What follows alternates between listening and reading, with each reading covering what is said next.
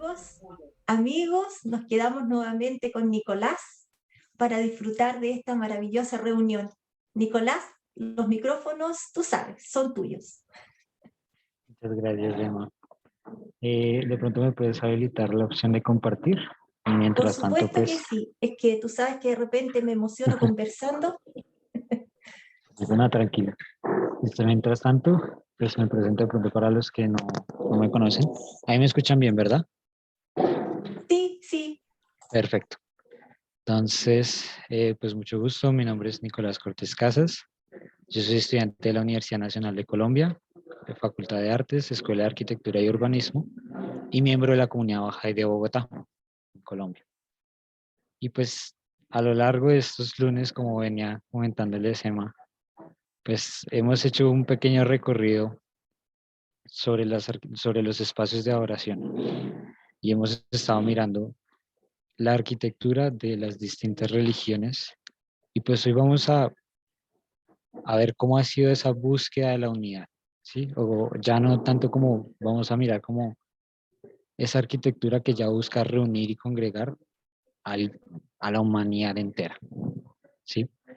Entonces, pues justamente, igual que todas las veces, pues siempre iniciar con un concepto y pues qué mejor momento pues para hablar de la unidad, ¿no? Entender que la unidad pues es esa armonía entre un grupo de personas, entre un grupo de, digamos, animales, seres vivos que coexisten y comparten y pues también en ese habitar pues generan las condiciones propicias para la vida, ¿sí? Básicamente, digamos, no habría vida si no hubiera unidad en los ecosistemas, en las interacciones entre los seres vivos y pues nosotros ahora entender cómo somos parte de ese complejo, digamos, sistema, eh, tanto natural como pues también el entorno social que hemos construido y pues entonces, si no hay esa unidad, pues justamente no habría como progreso y no habría vida. Y pues me encanta entonces esta definición de unidad. eh, o bueno, más que esta definición, es como el grado de unidad que se espera pues para la humanidad. Esas son palabras de Abdul Baha y él mismo nos dice, la unificación de toda la humanidad es el distintivo de la etapa hacia la cual la sociedad se está ahora aproximando. La unidad de familia, de tribu, de ciudad, de estado y de nación han sido sucesivamente integradas, intentadas y establecidas por completo. La unidad mundial es la meta hacia la cual se está esforzando una humanidad hostigada. Entonces ya como nuevamente ese estandarte por el cual debemos trabajar nosotros como humanidad es de eliminar todos los prejuicios, eliminar todas las barreras de idioma, de raza, de género y pues entendernos y vernos a todos pues como lo que somos, una sola humanidad. Y pues esto también se ha visto en la arquitectura, pero pues esto no ha sido fácil, ¿sí? Sabemos que a lo largo de la historia pues ha habido muchos momentos de desunión, muchos momentos de discordia y de malentendidos, pero sobre todo por interpretaciones de nosotros mismos como seres humanos. Cada uno, digamos, en su recorrido digamos, por la existencia, pues ha entendido o ha tenido como unas relaciones culturales que pues en su momento esas diferencias culturales se veían como barreras muy complejas digamos, de sobrepasar y pues entonces se miraba al otro, era como con ojos de desprecio, con ojos de violencia. Como les dije que íbamos a hacer un recorrido hacia la unidad, entonces vamos a ver primero lo, ese paso antes de que hubiera unidad, ¿no? Porque pues justamente nosotros para entender, muchas veces para entender como lo bueno de algo, necesitamos experimentar la ausencia de ello. Entonces para entender como lo bueno de la unidad, pues es necesario mirar como qué ha pasado en ausencia de ella. Y pues aquí voy a hablar de dos proyectos arquitectónicos, personalmente de mis edificios favoritos. Voy a iniciar entonces hablando de la mezquita catedral de Córdoba. Esta fue una mezquita que se construyó en el 785 después de Cristo y pues ha tenido, digamos, como muchísimas etapas de intervención donde pues este edificio ha crecido y ha crecido y ha aumentado y pues Digamos que durante mucho tiempo, en el tiempo que duró la invasión, digamos, o la ocupación del territorio español, pues por parte del Islam, pues esta mezquita era como el centro espiritual más importante de la ciudad de Córdoba. Eh, Luego, pues Fernando III reconquistó Córdoba y pues como sabemos, en esa época la religión también era como el símbolo de conquista, entonces deciden pues hacer un edificio entonces para la fe cristiana. Pero pues claro, ellos llegan, o sea, llegan los conquistadores a Córdoba y se encuentran con esta inmensa catedral, inmensa mezquita, con esta inmensa construcción, que incluso muchos dicen que les daba miedo acercarse o intervenirla por, o sea, por lo majestuoso que era, pese a que es un edificio bajo, pues es que es bastante inmenso. Y así es como ellos decían, no destruirla, sino sobre ella edificar una catedral. Entonces, aquí vemos un poco, pues, esta es una sección de lo que son como las partes de la mezquita y pues la catedral que se, digamos, que se levanta, que se erige dentro de esta. Aquí vemos otro corte donde pues básicamente está, digamos, viéndose como los espacios principales de la catedral y pues también de lo que queda de la mezquita. Y aquí vemos justamente esas etapas en las cuales eh, la mezquita fue creciendo, ¿no? Entonces teníamos primero un pequeño edificio hecho por Aldemarán primero, luego Aldemarán segundo hace las primeras expansiones y pues aquí vemos nuevamente todos los elementos que habíamos visto de las mezquitas, el patio, la sala de oraciones, el alquibla y pues bueno, Almanzor es el que hace como la gran expansión de la, digamos, de la mezquita, generando pues digamos todo este gran complejo. Y esto es con lo que se encontraron los españoles, los católicos cuando pues digamos recuperan Córdoba. ¿Y ellos qué es lo que deciden hacer? Poco a poco ir construyendo. Primero deciden construir una pequeña capilla, tomando, digamos, uno de los minaretes que quedaban, y luego sí deciden instalar la gran catedral. Y pues bueno, estos edificios que ven aquí, o estos pequeños herramientas ya al final de la imagen, pues vienen siendo como unas capillas posteriores, la capilla de la Virgen María y pues y otras capillas, digamos, dedicadas a otros santos y pues el resto del espacio funciona como museo, museo religioso. Entonces, lo interesante de este proyecto es que uno puede ver, apreciar la belleza de ambos mundos. Por un lado, pues toda esta arquitectura, digamos, arábica, con pues todos los detalles, el color, nuevamente las mismas concepciones que habíamos visto, pues digamos, del trabajo en decorados, pero digamos con geometrías, con textos, no tanto con, o sea, evitar la imagen a toda costa. Y pues también las otras nociones, ¿no? Por ejemplo, digamos que el mundo de Dios es representado como con esa gran masa, con esa gran, como de ese gran tamaño y pues las columnas como de este mundo como ligero, pues para entender como la masividad o el poder de Dios. Pero dentro de este edificio, pues aparece este otro, ¿no? Que es, uno pensaría casi que un mundo completamente distinto. Y pues algo que es bastante maravilloso es empezar a ver cómo ambas cosas empiezan a coexistir, ¿sí?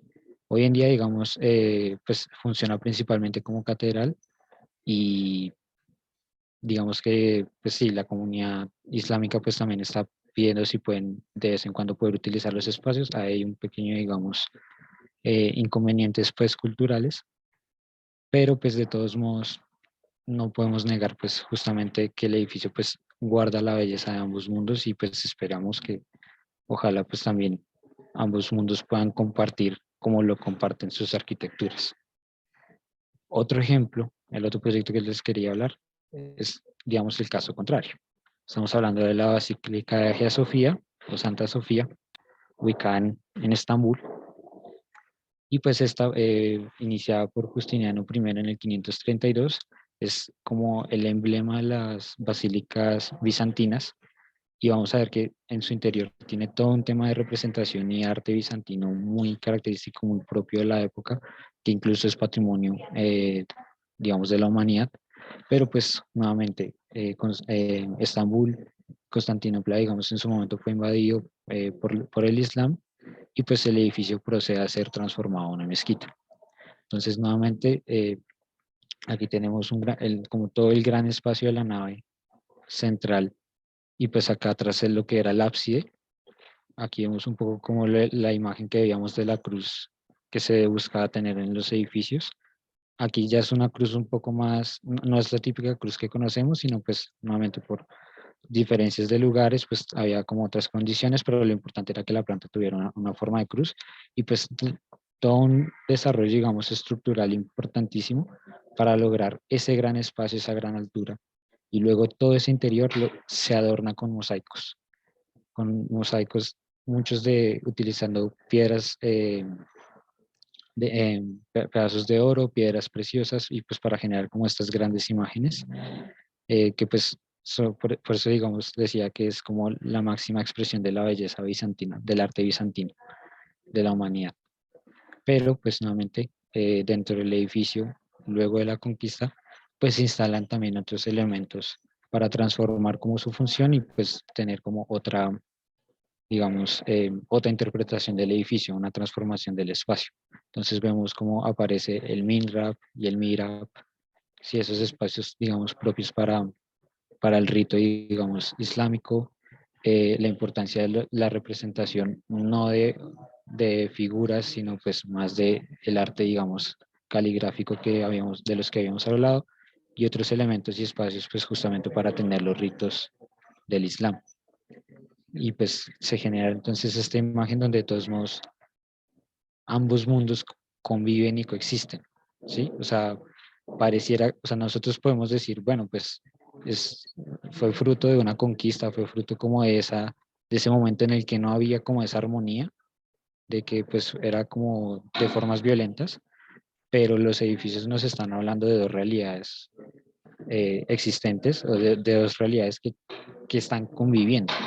Y por eso traigo estos proyectos, porque nos pueden servir a nosotros de ejemplo de esos sitios que uno normalmente los ve como con esos ojos negativos de esto es como el triunfo de la cristiandad sobre el Islam, o el triunfo del Islam sobre la cristiandad, pero pues que podríamos verlos con otra perspectiva, y es que son espacios que pueden llegar a entablar un lugar de unidad, un lugar de diálogo donde ambas religiones coexistan. Y pues vimos que los edificios tienen la belleza de ambos mundos, solo falta es que nosotros como seres humanos los habitemos como tal y tengamos como esas interacciones. Entonces por eso traía como estos primeros dos de cómo podemos de pronto aprender de los proyectos del pasado y verlos como con nuevos ojos, ver que esto de pronto también puede ser, son grandes oportunidades, y es que son edificios también muy bellos, o sea, en serio, los interiores que les mostraba, todas las representaciones artísticas de ambos mundos, de ambos sentidos, con los simbolismos, con la búsqueda de la perfección estética de cada como circunstancia. Entonces, son espacios donde puede haber ese primer diálogo entre, sobre todo estas dos grandes religiones que a lo largo de la historia tantos conflictos han tenido, pues que empiezan a mirar cómo empezar a darse la mano, ¿no? Como a saludarse. El segundo paso, la segunda etapa, vendría a ser justamente después de haber aprendido el error, ¿sí? Después de aprender a reconocer al otro, ¿sí? Empezar a mirar la otredad con unos ojos, digamos, mucho más abiertos, mucho más eh, de entender, ya no de querer imponerme, sino de querer entender y de querer coexistir. Y entonces surge este concepto, el concepto de la multirreligiosidad, que tiene que ver con esa diversidad religiosa en la que pues se conviven, se puede convivir en distintas comunidades en un marco de igualdad. Entonces distintas comunidades religiosas empiezan a entablar relaciones, empiezan a entablar lazos y empiezan a verse como una comunidad mucho más grande. Como somos una comunidad, digamos, no sé, católica, una comunidad cristiana, pero en el marco de una ciudad donde pues hay de todo tipo de comunidades, de todo tipo de razas, y pues todas debemos vivir en ese marco de igualdad, de no imponerme sobre el otro ni que el otro se imponga sobre mí, sino pues todos en un mismo, como en un mismo nivel. Y aquí voy a mencionar otros dos proyectos de entonces cómo es esa visión multirreligiosa en la arquitectura. o qué se están empezando a proponer en este ámbito. El primero es el de la Casa Abrahámica de Abu Dhabi. Es un proyecto en el que, digamos, surge pues de este documento.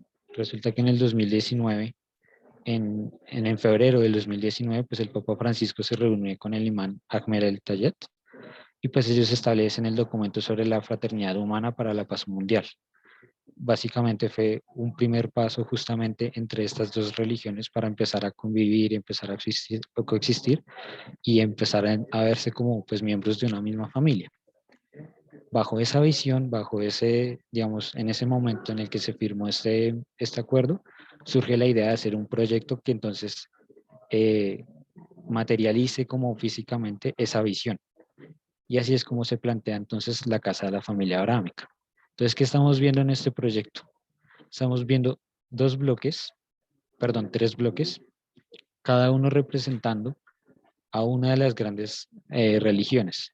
Tenemos la mezquita, la sinagoga y la catedral.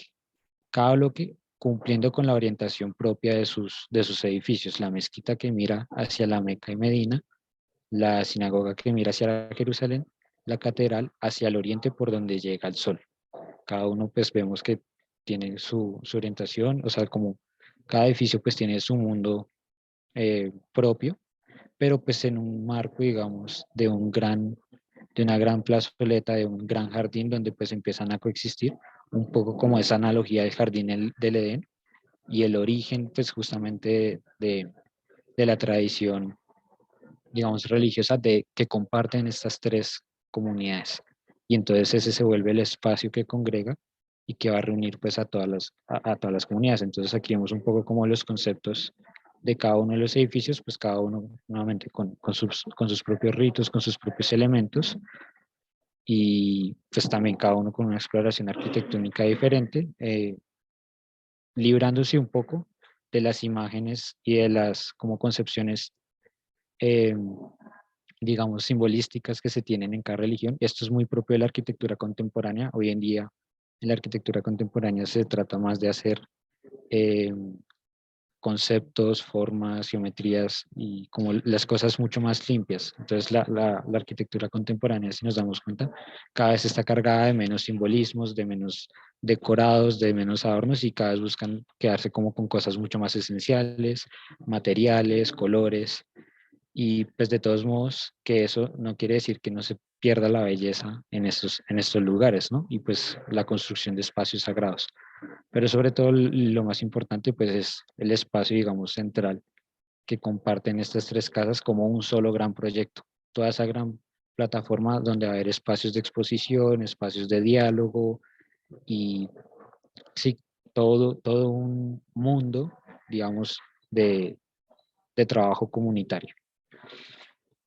Y este es otro proyecto en Berlín. Bueno, en cuanto a la casa de Abu Dhabi, antes de pasar al de Berlín, se estima que este año abra sus puertas. Digamos que para junio del año pasado ya iban un 20% de avances de obra y pues tenían estimado que este año abrían las puertas, pero pues personalmente no he sabido más avances sobre el proyecto. Simplemente espero que en verdad se logre culminar con todo éxito y pues que sea un espacio, digamos, de congregación y sobre todo multiculturalidad religiosa. Ahora sí, vámonos a Berlín, donde tenemos la casa del Uno o la casa del Grande.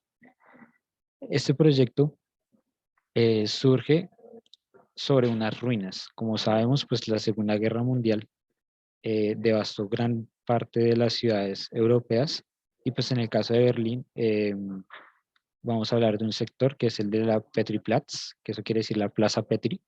Fue un sector que pues justamente por los bombardeos quedó pues totalmente destruido y pues en las ciudades reconstruyéndose, surgiendo de las cenizas, incluso hoy en día todavía hay cosas que se están recuperando y reconociendo, pues entonces están haciendo labores muy importantes de arqueología para buscar como esos sitios importantes que había antes de la guerra y mirar qué se puede rescatar de ello. Así, en este sitio, en Petri Platz, en el 2007 los arqueólogos encontraron la zona, o sea, como las ruinas de donde estaba la iglesia original de Petri, la iglesia de Petri, que era la segunda iglesia católica más grande de Berlín. Encontrando el yacimiento, pues deciden, bueno, vamos a hacer un nuevo proyecto ahí, una nueva iglesia, una nueva casa para Dios. Pero fue la misma comunidad religiosa, porque pues claro, el ayuntamiento, digamos, la parte política les dicen, bueno, pues eso era un espacio para los católicos, pues démoselo a los católicos. Pero los católicos, o sea, la comunidad católica, dice, no, mejor hagamos un edificio que represente la unidad de todas las religiones, o un edificio que represente la unidad de las comunidades religiosas más grandes de Berlín. Y pues así surge entonces este concepto, la idea de la Casa del Uno, donde entonces vamos a tener un único volumen con tres espacios diferenciados, nuevamente como dándole su lugar a cada religión. Entonces este proyecto va a tener una sinagoga, una mezquita y atrás la catedral, y los tres espacios están unidos por una torre central. Y este volumen es el que va a representar la unidad en diversidad. Así, o sea, eso no es, sé que suena como un término bajay, pero así tal cual es como lo presentaron en el proyecto ese término. Entonces, que esa torre central iba a representar la unidad en diversidad y pues que iba a ser, digamos, la torre que iba a albergar como todos los eventos interreligiosos y todos los eventos de diálogo. Entonces, aquí tenemos un poco, pues, las imágenes o unos primeros diseños de lo que va a ser esta casa, donde entonces tenemos, pues, en el sótano todo el espacio, digamos, para poder contemplar las ruinas, toda la parte, digamos, arqueológica de, sí, pues de contemplación y de, digamos, un poco restauración y rescate, digamos, como museo arqueológico de lo que fue esas cenizas. Y la torre, ya digamos, todo el edificio como ese surgir de las cenizas, donde entonces pues tenemos el lobby de acceso, toda la biblioteca se desarrolla en la parte de abajo, porque también va a haber una gran biblioteca multirreligiosa con libros de distintas religiones, y pues arriba vemos el espacio central, el espacio, digamos, de unidad, donde pues ya van a estar todos los conversatorios, toda la parte, digamos, de diálogo, con la mezquita, la sinagoga y por la parte de atrás, la catedral. Es, para poder entrar a estos edificios, hay que pasar por el edificio, el espacio de unidad. Entonces, justamente es el que se va a encargar de vincular esas tres grandes, digamos, salas de oraciones. Entonces aquí vemos un poco nuevamente como el volumen por el lado de afuera, lo que les comentaba, totalmente limpio, o sea, una arquitectura contemporánea limpia, sin necesidad de acudir a simbolismo, sin necesidad de acudir como a resaltar como una sobre la otra, pues, sino pues para representar que en verdad todos pueden convivir. Y pues la torre central con los espacios importantes, ¿no? Pues aquí vemos la zona de la biblioteca, toda la zona, digamos, de la excavación y de la zona, digamos, de la excavación arqueológica, la zona arqueológica, el espacio, digamos, de encuentro y el gran mirador, digamos, a toda la ciudad, para contemplación de la ciudad. Entonces, aquí ya no destacan como los espacios de oración, sino el espacio que justamente congrega y une a estos espacios.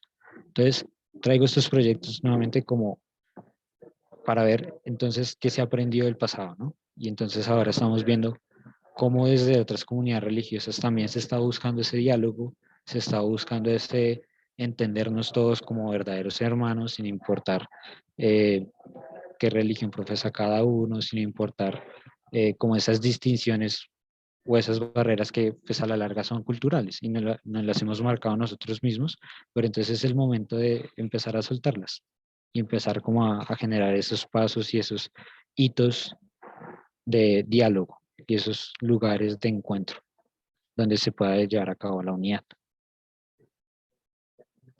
Habiendo hablado de estos proyectos, uno podría preguntarse, bueno, ¿y cómo sería un edificio que en verdad represente la unidad? Porque aquí de todos modos se está buscando la forma de integrarse, pero vemos que todavía como que cada uno está en su mundo. O sea, como que cada uno todavía no da ese paso de querer como que el otro se integre en mi mismo espacio, sino yo tener mi espacio identitario, que él tenga su espacio identitario y podemos dialogar en un espacio intermedio. Pero, ¿cuál sería como ese siguiente paso o cuál sería como esa arquitectura donde en verdad todos se vinculen con todos en un único lugar, en un único encuentro. Pues así es como llegamos a las casas de adoración Bahá'í. Entonces, primero, pues hablemos un poquito de la fe Bahá'í. La fe Bahá'í es la última religión, digamos, que ha llegado en lo que llamamos de humanidad. Es la religión más joven, fundada pues por Bahá'u'lláh, que él vino en el 1863, bueno, se proclamó en el 1863 como la manifestación de Dios para esta época. Sus enseñanzas más importantes, o pues digamos su mensaje principal, está en el Kitab y Actas, que es el libro de las leyes, donde pues encontramos cuáles son esas leyes espirituales y sociales pues para la humanidad contemporánea, para la humanidad digamos que estamos viviendo en este momento. Y si pudiéramos resumir como el mensaje de Bahá'u'lláh en un concepto, en una palabra, sería la unidad. Él vino a hablarnos de la importancia de la unidad, pero él no nos hubiera podido hablar de unidad si antes Jesucristo no nos hubiera hablado del amor, si Muhammad no nos hubiera hablado de la sumisión, si Buda no nos hubiera hablado del desprendimiento. Entonces, y justamente eso es lo bello de la unidad, de que se necesitaba de todos los mensajeros anteriores para que él pudiera hablar ahora de cómo todos ellos dialogan en un solo, digamos, en un solo entorno, están en una sola sintonía, en un solo camino. Y aquí, lo que sería la ley de oro que habíamos visto en todas las religiones, también presente en la fe Bahá'í. Bienaventurado el que prefiere a su hermano antes que a sí mismo. Ciertamente tal hombre se cuenta entre el pueblo de Bahá. Listo. ¿Cuál es la arquitectura de la fe Bahá'í? ¿Cuál sería como ese espacio de adoración dentro de la fe Bahá'í? Pues vamos a hablar del Mashrikul Askar. Mashrikul Askar es un término que viene del árabe y pues que traducido al español sería textualmente el punto de amanecer de la alabanza a Dios. Es decir, es el pináculo, es ese punto, ¿sí? Donde surge el amanecer. Entonces, donde inicia algo. Recordemos que los puntos, si nos vamos por el lado de la geometría, para que surja cualquier cosa hay que partir de un punto. Entonces, para que hablemos de una nueva civilización, para que hablemos de un nuevo mundo, para que hablemos de esa unidad, hay que partir de un punto. Este es el punto. Entonces, a estos edificios pues también podemos referirnos como casas de adoración. Y pues a mí personalmente me gusta más el término casa que templo, digamos, por las mismas connotaciones que habíamos visto, digamos, en la primera charla, para los que estuvieron, cuando hablamos de los templos, veíamos como el templo era la casa de un dios, en tanto que ahí vivía un dios, ningún ser humano puede entrar, porque es un espacio totalmente aislado de la humanidad, mientras que la casa es el lugar donde se congrega la familia. O sea, entonces, casa es un término mucho más apropiado y porque ya no nos está diciendo veámonos a todos los seres humanos como familia.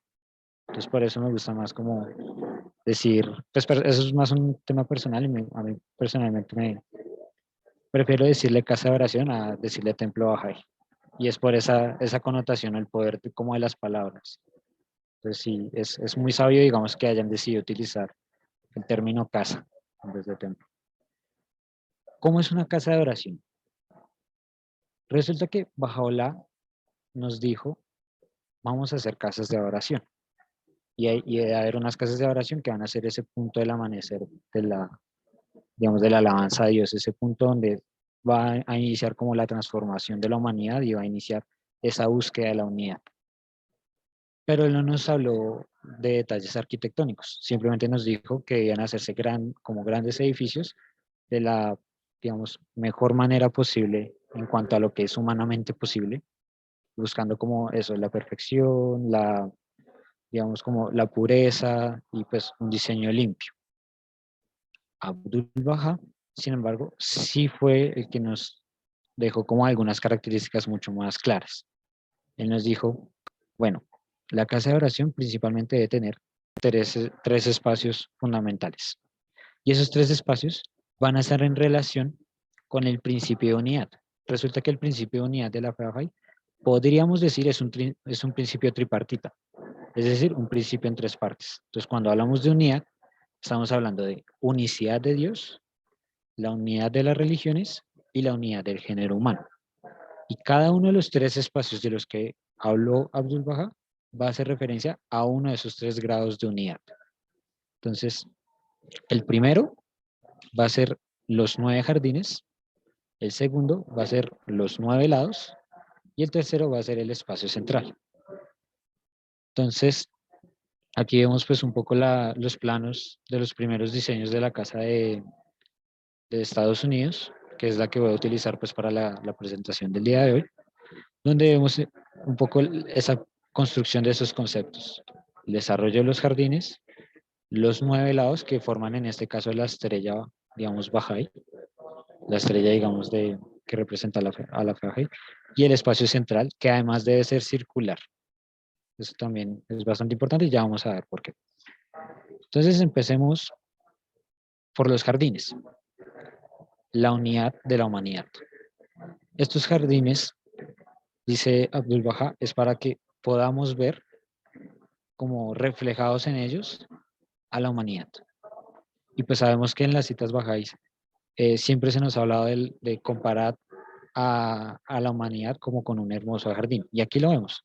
Mirad un jardín lleno de hermosas flores, arbustos y árboles. Cada flor posee un encanto diferente, una belleza peculiar. Sin embargo, todas estas flores brotan de una misma tierra. El mismo sol brilla sobre ellas y las mismas nubes les dan lluvia. Entonces, esos jardines van a representar al género humano y cómo en unidad, es decir, entre más diversos sean estos jardines llenos de muchísimas especies, de muchísimas plantas, con decoros, adornos y demás, pues asimismo van a representar esa diversidad de género humano, de razas, de culturas, de idiomas, de lenguas, pero todos en armonía en un espacio que se vuelve bello, que se vuelve bello. Y en esta casa vamos a ver que ese principio de unidad de la humanidad también los llevaron a los términos del diseño, donde entonces vamos a tener, perdón, me devuelvo un momento, 9 jardines, digamos, de carácter occidental y los 9 senderos, porque esa es otra condición que debe tener ese espacio exterior, y es que los 9 jardines deben de estar separados por 9 senderos, que van a ser una alegoría a los jardines orientales. Entonces, en cuanto a los jardines occidentales, se buscó toda una estética, digamos, del jardín francés. El jardín francés, que es uno de los jardines, digamos, occidentales que nos ha dejado Europa, como más desarrollados, más importantes en el tema de la arquitectura, y es ese jardín en el que toda la naturaleza está totalmente, digamos, medida, está totalmente controlada por el hombre, generando geometrías, generando figuras, generando imágenes que pues embellecen. O sea, es un jardín puramente estético y donde todas las especies pues generan como, digamos, sí, todo un sistema más bien visual, más bien de belleza visual a través de la geometría. Y aquí vemos justamente en estos jardines también la presencia de unas fuentes. Entonces, ¿qué es lo importante que debe haber en estos jardines? Según Abdul Baha, la cita nos dice, deben tener 9 avenidas, 9 jardines, 9 fuentes, así que es 9 sobre 9, todo de 9. Es como un hermoso ramo de flores. Imagínate un edificio de esa belleza en el centro, muy elevado, rodeado centralmente de jardines, de flores abigarradas, con 9 avenidas entrelazando 9 jardines, 9 estanques y 9 fuentes. Y mira qué encantador debe ser. Así es como debe ser. Es incomparable, muy hermoso. Tal debe ser el diseño. Entonces, es esta forma de concebir el jardín con agua, con plantas, con vegetación, pues empieza a ser un poco a esa alusión del trabajo en el espacio, digamos, que habíamos visto en el espacio exterior que habíamos visto en los otros edificios, donde aparece el agua, pero aquí ya no es un agua, sigue siendo un agua purificadora, pero ya no físicamente, sino es más espiritualmente, por la belleza. Aquí ya se habla de la purificación desde esa atracción hacia la belleza que se ve en estos entornos. Sí, entonces aquí en estas fuentes ya no es para hacer abluciones, sino son simplemente contemplativas, pero pues que enriquecen todo el paisaje en torno a las casas de oración. Bueno, había otra imagen. En un momento, a ver si es que está oculta. Ah, no, ya la vamos a ver. Pensé que era que se me había saltado. Y es esta imagen de los jardines por el otro lado, orientales. Están muy inspirados sobre todo en los jardines, en una tipología de jardín que se desarrolla en la India, en la que pues se dejan dos grandes pasarelas en los costados y en el centro se desarrolla toda la belleza, digamos, estética con la naturaleza y con el agua. Creo que el jardín más, digamos, más claro y evidente de este tipo es el que se encuentra enfrente del Taj Mahal. Ese es el que de pronto todos mejor tenemos en mente. Entonces es una tipología en la que nuevamente es el jardín el que acompaña el recorrido para llegar al objeto central. Y en el objeto central, pues ahora sí vamos a ver el segundo espacio, conformado por los 9 lados. Y aquí, pues bueno, ya muchas personas se empezarán a dar cuenta que el 9 empieza a ser un número bastante importante en la fe Bahá'í. Y es porque este 9 representa, por un lado, el valor numérico de la palabra Bahá, que significa gloria. Resulta que en el árabe, pues todo el alfabeto, digamos, a cada letra se le asigna un código numérico, si un número, un valor, y pues la suma de esos números, pues también va a empezar a tener como un grado de importancia. Entonces, en este caso, el querer utilizar el 9 es una alusión al querer buscar la gloria o representar esa gloria, ¿sí? Porque pues ese es el valor numérico de la palabra baja. Pero también fueron 9 los mensajeros de Dios, y aquí es donde vemos el segundo principio, la unidad de la religión. Cada mensajero de Dios representado en uno de estos lados quiere decir el acceso o la oportunidad de las personas de las 9 distintas religiones de poder ser bienvenidos, de que pueden entrar sin ser juzgados y pueden compartir en este espacio, en este único espacio. Y también el 9 en sí mismo es un símbolo de perfección, ¿sí? Como de la amplitud y de la unidad que representa Dios. Esto se entiende en el sentido en el que cuando hablamos del 9 estamos hablando del número que puede abarcar a todos los números, al 8, al 7, al 6, al 5, todos están contenidos en el 9, pero ningún número puede contener al 9. Y uno pensaría, no, pues el 10 sí contiene al 9. Sí, pero es que el 10 ya es la unión de dos números, el 9 es uno solo. Y es como una forma también de entender o de representar pues la unicidad de Dios. Entonces estos 9 lados pues están acompañados de esos jardines orientales que pues también marcan como la belleza y el acceso, enmarcan como ese tránsito al edificio. Estos 9 lados, junto con el espacio central, van a configurar como, sí, como una pequeña transición. Es decir, mientras el edificio adopta la geometría de 9 a la del círculo, ahí se genera un pequeño espacio y ese va a ser el espacio de transición. A diferencia de otras religiones, no tiene nombre, no es un espacio, digamos, como que destaque, pero pues sabemos que de todos modos ese marcar la entrada y el acceso, pues también es bastante importante. Y por ejemplo, aquí vamos a ver otra cosa que es interesantísimo en el caso de las casas de oración, y es empezar a dialogar la armonía entre, digamos, lo que veíamos con los demás edificios. La orientación dentro de los edificios es bastante importante. Vimos que unos edificios están orientados hacia el oriente, hacia el este, buscando la salida del sol para que pues este sea el que los primeros rayos de este iluminen el espacio, representando como esa iluminación de Dios o esas bendiciones de Dios entrando al lugar. Pero también habíamos visto una orientación respecto a un punto en la tierra, ¿sí? Por ejemplo, digamos en las mezquitas, la orientación hacia la Meca, en las sinagogas hacia Jerusalén. La casa de oración Bahá'í toma ambos conceptos. En la casa de oración Bahá'í las dos orientaciones son importantes. Entonces, una de las cosas que había establecido Abdul Bahá es que de las 9 lados, de las 9 puertas, una debe estar mirando a oriente para poder recibir el sol, pero no debe destacar entre las demás. En el caso de que la casa de oración solo tenga un acceso, porque pues Todas las casas de oración tienen 9 lados, pero no es obligatorio que todos los lados tengan las 9 puertas. Una casa de oración perfectamente podría tener solo una, 3, 5 o 9. Pero sí es importante que una de estas esté mirando hacia el oriente para que el sol entre e ilumine el espacio. Pero la segunda orientación, y es la que vemos en el espacio central que estamos apreciando en esta imagen, es la orientación hacia el santuario de Bajaola, la orientación hacia el punto más sagrado en la tierra para nosotros los bajáis. Este espacio central va a representar ese último grado de unidad, la unicidad de Dios. ¿Y cómo lo representa? A través del círculo. Entonces, primero es un gran espacio al cual ya vimos cómo la geometría de 9 lados se adapta a la de 1. Entonces, como todas esas 9, digamos, religiones llegan al mismo punto, al mismo lugar, al mismo sitio, a la misma esencia. Llegan a Dios.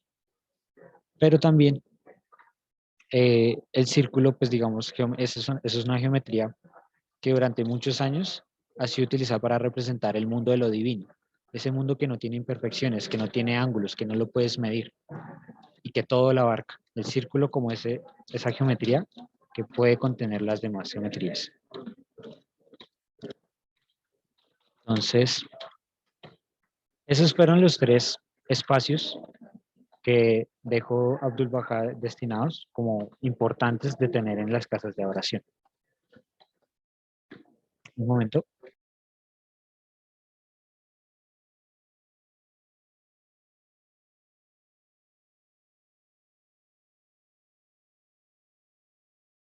Disculpen. Entonces, Abdul Baha simplemente nos dijo, todas las casas de oración deben tener sus 9 jardines, sus 9 lados y el espacio central. Shoghi Effendi, después de que Abdul Baha fallece y él se vuelve digamos, la cabeza principal de la fe Bahá'í, el guardián de la fe Bahá'í, pues él va a darnos más orientación sobre estos diseños y sobre esta arquitectura. Él nos va a decir entonces que el espacio central va a tener también 9 columnas. Y estas 9 columnas pues van a generar nuevamente como la vista a los 9 lados, o sea, para que de todos modos en el espacio central tengamos presente que venimos de 9 lados, de 9 religiones, pero que todas estamos congregadas en un único, sí, mirando a un único Dios, pero también como las bases de la vida espiritual en el mundo. Y son las que van a sostener una cúpula. Shoghi Effendi fue el que estableció que las casas de oración, por lo menos para nuestra época, debían terminar en cúpula. Y en esta cúpula ha de instalarse en su interior la imagen del más grande nombre. Es la única imagen religiosa, podríamos decir como religiosa o única imagen, y entre comillas imagen, que vamos a ver dentro de una casa de oración. Y el más grande nombre en la cúpula representa cómo todos somos abarcados, protegidos por Dios, es decir, es el elemento de protección de las casas de adoración, y pues que esa cúpula va a representar cómo todos somos una sola humanidad, una sola familia, cobijada bajo la gracia de Dios, y el más grande nombre como ese símbolo que nos habla de su grandeza y de tenerlo presente como el eje central de nuestras vidas, ¿sí? Como la cúspide de la vida, la cúspide, el punto, el verdadero punto de amanecer, es ahí arriba, en la cúpula. Es Dios. Y ya pues hablando entonces del arte, del tema artístico, pues uno se preguntaría, si las casas de oración no tienen iconografía, entonces ¿qué tipo de arte debe tener o debe utilizarse? Pues lo que dejó establecido Shoghi Effendi es que debe ser más bien unas expresiones, deben ser más bien las expresiones de la tradición y la cultura del sitio donde se están erigiendo las casas. No deben representar ya cosas simbólicas o cosas sagradas, sino deben representar justamente la belleza del arte y la ciencia de la humanidad. Entonces, esa es esa búsqueda como, digamos, de la perfección, pero también del reconocimiento y de la unidad de todos los valores y de todas las civilizaciones humanas. En el caso de la casa de oración de Wilmer, pues sí se decidió, digamos, acudir un poco a algunas simbologías, pero para retratar justamente esa unidad. Entonces, justamente vamos a ver muchos de los símbolos de las demás religiones conviviendo también con los símbolos bajáis. Y todo el desarrollo, digamos, estético en cuanto al estilo arquitectónico va a depender del sitio, o sea, que se sientan como edificios propiamente de esa comunidad. No es necesario acudir a que hagamos entonces casas de adoración barrocas, casas de adoración góticas o arábicas, sino que qué es lo que representa a la, digamos, a la comunidad donde se está erigiendo la casa. En el caso de la casa de adoración de Estados Unidos, pues como iba a ser continental y pues en ese continente había toda una exploración de la belleza, digamos, de Occidente, entonces decidió utilizar todos los estilos arquitectónicos de Occidente, pero puestos de forma armónica. Entonces, en la casa de oración de Wilmer, sí vamos a ver como detalles góticos, detalles romanos, detalles renacentistas, incluso hasta egipcios, pero nuevamente entendiendo que todos somos una única humanidad que ha generado una búsqueda de belleza y toda esa búsqueda de belleza está concentrada, culminada en la casa de oración. Entonces, para de pronto ya resumir qué es una casa de oración, recordemos junto como con los conceptos que teníamos antes de la importancia de la purificación, de la orientación, de la transición. Entonces aquí vemos que lo que es la purificación y la transición ahora van a representar o van a ser, digamos, van a pasar a un segundo grado porque van a complementar el concepto de unidad. Entonces la casa de oración representa la unidad de la humanidad a través de sus 9 jardines, la unidad de las religiones a través de los 9 lados y la unicidad de Dios se entendía como de que Dios es un único ser, que el único Padre creador, el único ser creador, representado en el espacio central. La orientación, que va a tener una relación horizontal, es el santuario de Bajaulá, pero también eh, un- una, una búsqueda también de la luz del sol, como esas bendiciones o esas gracias de Dios. El más grande nombre, como esa relación vertical, para entender que Dios siempre protege a su más grande creación, que Dios nunca nos ha dejado solos y que siempre ha estado cuidándonos. Y el arte, que debe ser digno del espacio, de la más delicada y elegante belleza arquitectónica. No es un arte simbólico, sino es un arte que demuestre la grandeza de la humanidad, en el sentido en el que somos su más grande creación, entonces lo que hagamos en las casas de oración debe ser con la mayor perfección, como a Dios le hubiera gustado o como a Dios le gusta.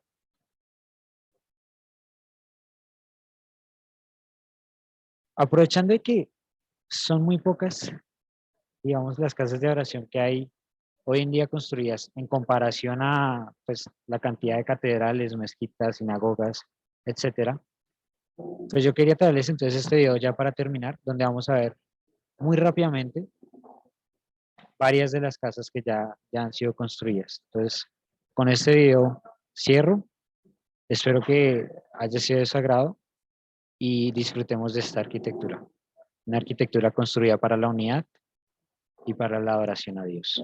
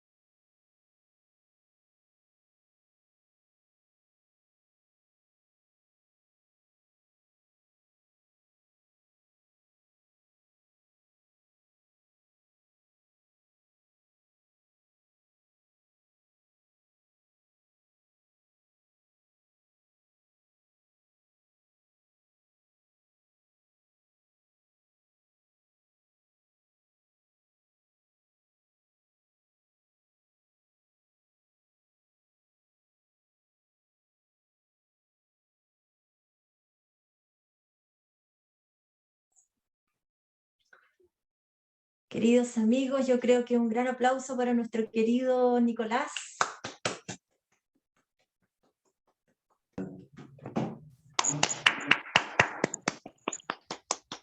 Muchas gracias, amigo, por esta maravillosa charla. Creo que estamos culminando con broche de oro. Amigos, los micrófonos están abiertos. Si alguien tiene alguna consulta, un comentario, por favor, este es el momento. No seamos tímidos.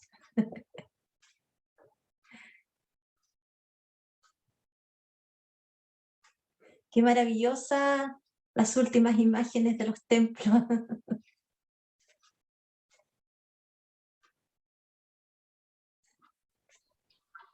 ¿Puedo? Claro que sí. Bueno, agradecerle al amigo Nicolás por ese paseo de los maravillosos templos Bahá'í. Y cuando tú, antes de que entrara a la última parte de tu presentación, mostraste ahí mucha arquitectura de las diferentes religiones, cómo cada una de ellas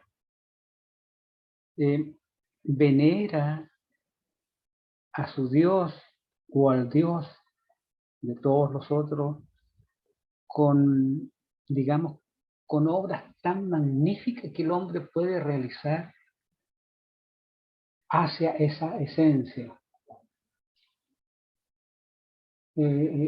Cómo se esmera de realizar algo arquitectónico en relación a ese ser.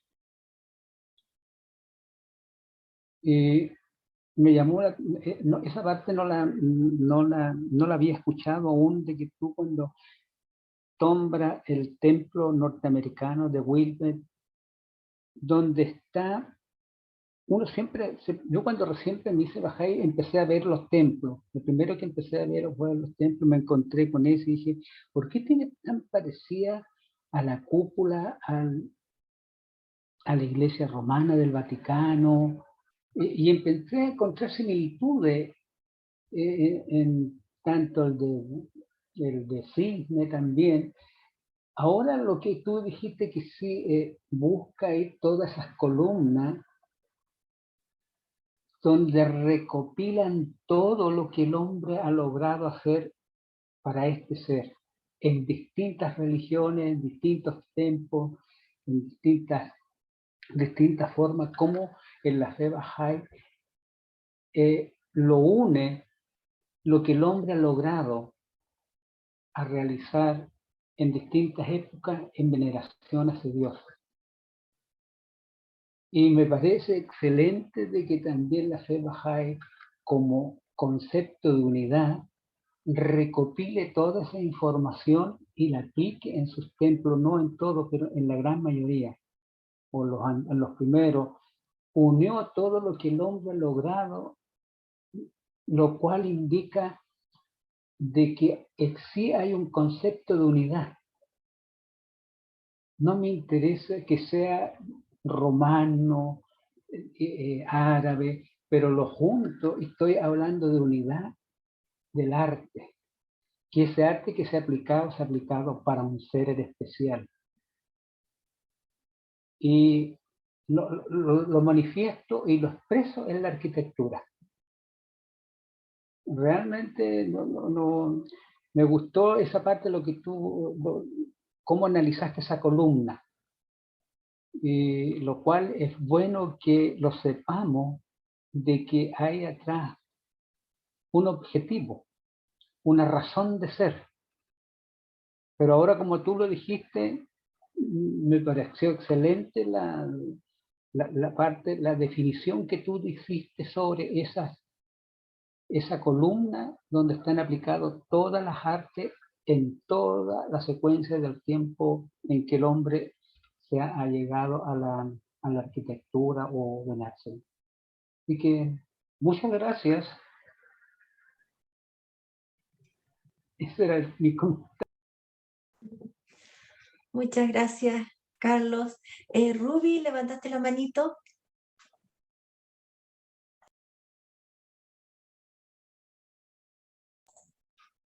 Rubita, Aloha, Xiaosh, esposa de Ruby. Dios. Hola, aloha. Bueno, quería felicitarle por sus charlas magníficos, tan lindos, buen trabajo de investigación. Primero una sugerencia que podría ser una presentación de tesis también para su carrera. Sería muy lindo porque tenemos dos tipos de investigación. Uno es experimental y otro es explicativo. Ese puede ser una tesis explicativo muy lindo y donde como punto final cierre da a conocer a templos bajáis. Sería muy lindo. Es la primera sugerencia mía. Bien. Luego quería, después de felicitarlo, mi pregunta es, sabemos que templos bajáis que se construyeron continentales, todos tuvieron inspiraciones, porque tenemos información sobre ellos. Ahora me pregunto, de su trabajo de investigación, ¿se puede responder que otros templos también de otras religiones tuvieran inspiraciones divinas o simplemente son templos bonitos? Sí, respecto a eso, bueno, entonces, dos cosas. Primero, respecto a lo del el trabajo investigativo, sí es algo que tengo en mente, llegar a de pronto que esto quede como en algún material, no sé si un libro o una investigación un poco más detallada, pero pues ya, o sea, digamos, yo lo estoy viendo es más como para un trabajo mucho más, de muchos más años. O sea, digamos, esta investigación, digamos, incipiente que expuse en estos 5 lunes, fue un trabajo que se hizo en pandemia principalmente, porque estaba la posibilidad. Y pues entonces simplemente era como buscar, como bueno, pues desde la arquitectura, cómo podríamos mirar esa, digamos, si hay algo que conecta todos los edificios, o si hay algo que conecte las arquitecturas religiosas. Y ahí fue como, o sea, con esa idea pues empecé a buscar y fui encontrando similitudes, relaciones. Pero entonces digamos un poco las que traje son como de un primer vistazo, porque si quisiera seguir investigando, hay muchísimas cosas, digamos, ya sí, que ya implican también, como bien dijo, ya una investigación profunda, como por ejemplo empezar a mirar ya temas de proporciones, de conceptos numéricos, de diseño, de concepción, digamos, geométrica, matemática, que también comparten. O sea, hay muchas otras cosas que también todos estos edificios comparten. Yo solo me quedé como con los conceptos, pero, o sea, en serio que son muchas más las relaciones y cada vez que uno más investiga hay más las relaciones entre estos edificios, más lo que comparten que lo que los diferencia. Entonces sí es una investigación que tengo planeada ya como de para rato, de aquí para rato. Y respecto entonces a lo que mencionaba de la pregunta, justamente conectando con lo que acaba de decir, sí hay inspiración divina, evidentemente, porque pues Dios siempre ilumina a la humanidad en el momento en el que se busca, digamos, como alcanzar la perfección para Dios. Muchos de los edificios que yo mostré son edificios justamente que nacen de esa concepción de hacer lo mejor para Dios, independientemente de qué religión. Incluso cuando vimos los templos, que eran culturas no solo monoteístas, sino había toda la concepción de politeísmo y demás, aún así, el hecho de esforzarse por hacer algo del agrado de lo divino, algo para el mundo espiritual, pues entonces se buscaba que fuera como de la mejor forma posible y todas las culturas siempre buscaron hacer una arquitectura perfecta, cada una con su concepción de qué es perfección. Para algunas culturas la perfección se lograba a través de los números, otras culturas a través de la geometría, otras culturas a través de la ornamentación y de todo el desarrollo estético, pero siempre todas han buscado como ese desarrollo de la técnica, ese desarrollo del, digamos, de la estética, esa búsqueda de la perfección para destinarla a Dios, para destinarla a lo divino. Entonces, evidentemente de que en cada momento, Dios seguramente también iluminó a muchos de estos arquitectos y a muchos de estos constructores, porque, o sea, también cuando uno se pone a pensar todos los avances científicos que se lograron en términos de arquitectura y construcción para hacer muchos de los grandes edificios pues evidencian eso, ¿no? Como de esa iluminación de Dios, de que cuando uno quiere hacer las cosas, digamos, para el agrado de Dios, pues asimismo Dios también bendice a la humanidad. Entonces, en esos procesos pues de querer hacer como grandes edificios o grandes arquitecturas para Dios, pues también se ha logrado como grandes avances de la humanidad, grandes desarrollos constructivos, en implementación también de materiales, eh, en el desarrollo del arte y la cultura. Entonces, sin duda que sí, hay, la relación con Dios es evidente. O sea, sí, sí, o sea, Dios sin duda ahí estuvo iluminando también. Muchas gracias. De su explicación yo me di cuenta que ya la parte de tesis son importantes, unas conclusiones y recomendaciones. Ya tienes conclusiones de tesis ya, de lo que has compartido. Está muy bien, de verse. Yo como jurado lo aprobaría. Falta nomás parte de sugerencia, que sería su aporte. Muy bien. Entonces no hay problema. Y por otra parte, quería agradecerle por su explicación. Muy bien, muy lindo y me hizo ver bastante más profundo el templo, porque yo veía el templo Bahá'í y otros templos. Ahora ya tengo un concepto diferente. ¿Ya? Y ya siento que también se vive espiritualidad en esos templos y también, como usted manifestó, sí hubo inspiraciones divinas. Cada uno naturalmente dentro de su cultura, sus concepciones de espiritualidad han construido sus templos. Muchas gracias por su profundo explicación. Felicitaciones, Nicolás. Muy bonito. Muchas gracias.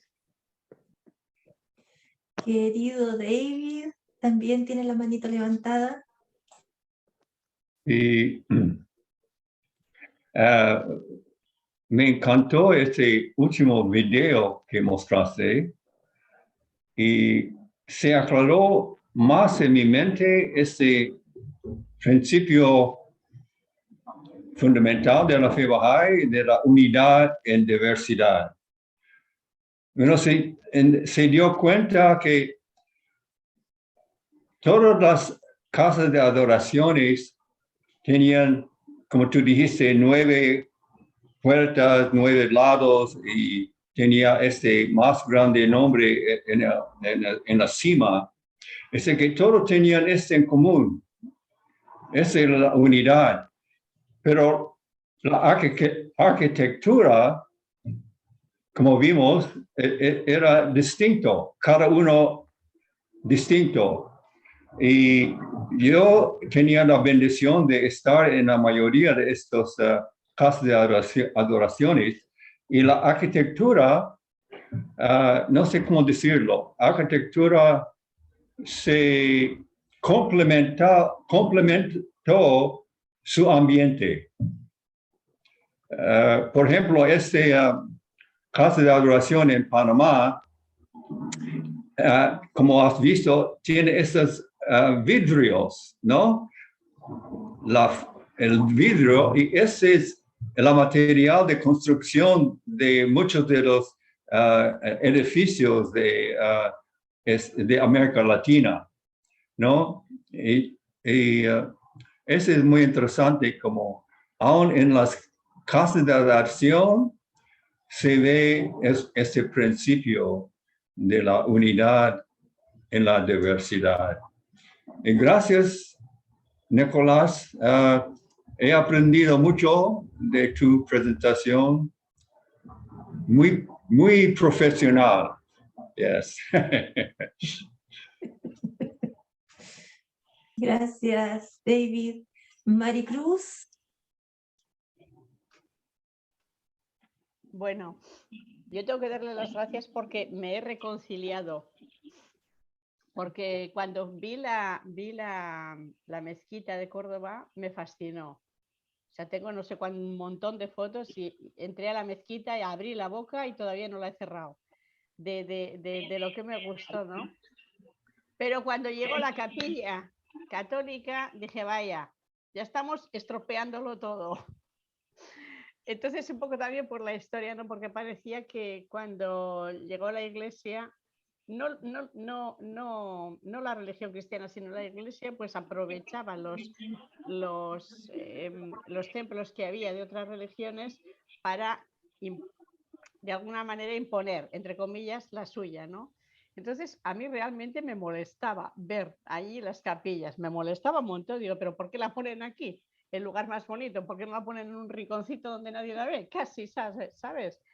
Y de alguna manera, o sea, a través de tu explicación, pues diga, pues claro, tiene su lógica, ¿no? No cuadran, porque la mezquita es preciosa sin capillas, pero bueno, ahí están, por alguna razón será, ¿no? Y por eso quería darte las gracias. Donde vivo yo, la catedral, disculpas, la catedral que hay aquí, que es la única catedral que hay en la isla, también está erigida sobre o ocupando el lugar de una, ay, ¿cómo se llama? Oh, si me acabo de decirlo, de una musulmana, ¿cómo se llama? De Una mezquita. Eso, discúlpame, de una mezquita. Y al final, bueno, se ve que reconsideraron el asunto y por lo menos han dejado un minarete original que desde allí se llamaba la oración a los musulmanes. Algo es algo. Pero bueno, hoy me he reconciliado con la mezquita y con la Iglesia Católica. Un poquito, ¿eh? Poquito. Pero bueno, me he reconciliado. Gracias. No, tranquila. Sí, no, yo también tenía la misma sensación, o sea, la misma sensación. Cuando yo estudiaba el edificio, yo, pero ¿por qué hicieron la catedral encima? O sea, la mezquita tan bella que era. Y pues sí, no entendía. Pero luego cuando estuve conociendo la historia y demás, fue como, bueno, no demolieron la mezquita, la conservaron. Y de todos modos se puede apreciar como hoy en día todavía la belleza del arte. Y, y, y lo que te digo, o sea, fue más como ver, bueno, ojalá en un futuro, espero y espero que así sea, ojalá viva para verlo, que sea un lugar de encuentro, o sea, que sea un lugar donde los católicos puedan usar la iglesia, los musulmanes puedan usar la mezquita, y en los momentos en los que no funcione como ninguna, sea un museo y un sitio de encuentro cultural. O sea, yo les veo a la catedral también a Hagia Sofía, yo les veo ese potencial de ser esos espacios para que el cristianismo y el islam empiecen a trabajar juntos, empiecen a darse la mano y entenderse juntos. Entonces, A mí, mira, lo que tú estás diciendo, Nicolás, y lo que dijo Maricruz, yo estaba buscando lo que dice en su libro más sagrado. Y la pregunta es, voy a leerlo. Pregunta, dice, con respecto a las mezquitas, capillas y templos, respuesta. Todo cuando haya sido construido para el culto del único Dios verdadero, sean mezquitas, capillas o templo, no debe usarse para otro fin que no sea la conmemoración de su nombre. Esta es una disposición de Dios. ¿Ah? Y aquel que viola se encuentra verdaderamente entre quienes están cometiendo transgresión. Ningún daño le corresponde al constructor o al arquitecto o al que hizo el templo, pues éste se haya llevado a cabo su obra por amor a Dios. ¿Ah? Ha recibido y continuará recibiendo su justa recompensa. Entonces lo está diciendo la actitud que deberíamos de tener en cualquier templo que entremos. El objetivo de cada casa de oración, sea magnífica, sea la más humilde, tiene esa connotación que uno va a adorar a Dios.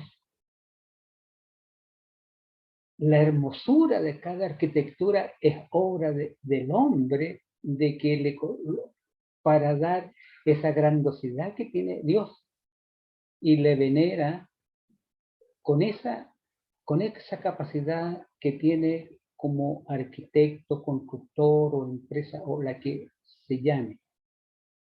A mí me llama la atención de que cuando uno lee el Antiguo Testamento, sí se da una dimensión cómo debe construirse ese templo. Se lo da en las medidas que se usaban, obviamente, en esa época. Pulgar, mano, cuarta, codo, y todo. Pero también, dentro de lo que tú acabas de decir en ese video, cómo la fe Bahá'í le da un carácter de la misma manera que está establecido por el mensajero. No lo he buscado en el Corán, pero no lo he encontrado. En la literatura budista tampoco lo he encontrado. En la hindú algo dice algo, pero me llama la atención que solamente en la religión, en el texto sagrado del Antiguo Testamento aparecen todas las dimensiones, y en los textos Bahá'í también aparecen todas el significado y simbólico que debería tener cada una de ellas. No sé si tú has encontrado en las otras manifestaciones algo parecido como que aparece en la fe Bahá'í o en la Tanaj o en el Antiguo Testamento. Sí, pues bueno, de las charlas pasadas, cuando estábamos viendo los otros, de las otras religiones, muchas, es que digamos un poco lo que pasa pues con las religiones antiguas, antes de y antiguas no, sino todas las religiones anteriores a la fe Bahá'í tienen algo que afortunadamente nosotros, no, digamos, de lo que nosotros afortunadamente nos favorecemos, y es que la manifestación se escribió. En nuestro caso, nosotros sí tuvimos como la bendición de que la manifestación se pudo dejar de su puño y letra, como los textos, mientras que en las demás religiones han sido recopilaciones de tradición oral, principalmente. Entonces, pues en lo que yo he estado revisando, digamos, en muchas religiones, el edificio surgió después de la manifestación, a partir de cómo llevar o cómo interpretar arquitectónicamente las enseñanzas. Ejemplo de ello, el budismo, donde Buda sí dijo que podían utilizar estupas, que la estupa era una construcción tradicional de esos entornos, de los lugares donde se desarrolla el budismo, que eran simplemente montículos pequeños para reliquias, y eran pues, casi que arquitectura funeraria. Pero entonces, claro, cuando le dicen como, o sea, pues a Buda le dicen, maestro, pues es que, o sea, su vida misma es como una reliquia sagrada, ¿sí? Entonces Buda les dice, pues bueno, sí, que qué hacer con sus restos. Y él dice, pues si desean, los pueden depositar en una estupa, y pueden hacer estupas con reliquias digamos, como para para mis enseñanzas. O sea, pero que sobre todo, digamos, en el caso del budismo, por ejemplo, no tiene mucho énfasis, y es justamente por la doctrina del desprendimiento y por la doctrina de desapegarse del mundo material. Un poco lo que veíamos, recordemos que en el budismo decía, hace 8 días veíamos, de que hay como tres estados del mundo, ¿no? Entonces está el mundo de los deseos o de los placeres, está el mundo de las formas y el mundo sin forma. Y el objetivo de la vida, de alcanzar la iluminación, es llegar a ese mundo sin forma. Entonces, estamos en el mundo del deseo, entonces el primer paso es desapegarse de esos deseos, desprenderse de las pasiones. Y para ello, pues, se utilizan todas las herramientas, digamos, que veíamos del mismo budismo, que el desarrollo de los mandalas, que los yantras, las iconografías, todas son o sea, lo importante de esas iconografías no es la iconografía en sí, sino el proceso mientras tú la haces, porque en ese proceso tú aprendes a meditar. O sea, todo el proceso de cómo hacer un mandala, de si se dibuja desde dentro. Entonces, lo importante no es la pieza, sino el procedimiento. Cuando tú ya aprendes a utilizar esas herramientas, te desprendes de los apegos del mundo. O sea, ese es el objetivo. Pero entonces ahí llegas al mundo de las formas. Y el objetivo es llegar al mundo sin forma. Entonces ahora, digamos, aprender a hacer mandalas, aprender a hacer yantras, te desprendió de los placeres. Ahora tú tienes que desprenderte de los mandalas y de los yantras, ¿sí? Porque entonces ellos te enseñaron a meditar. Ahora tú tienes que quedarte con la meditación sin necesidad de herramientas, ¿sí?